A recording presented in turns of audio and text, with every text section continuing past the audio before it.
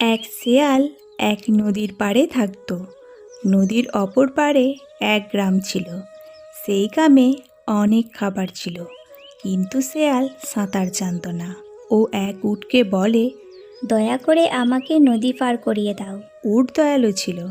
ও শিয়ালকে সাহায্য করে।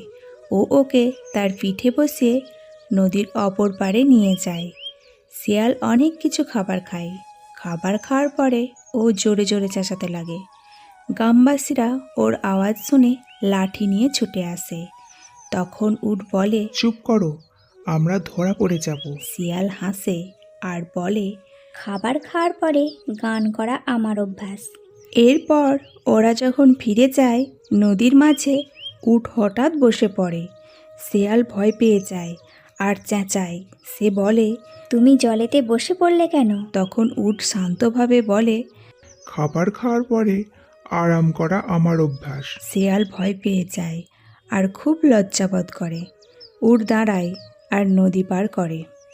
শিয়াল কথা দেয় ও ভবিষ্যতে এই রকম কিছু আর কোনোদিনও করবে না।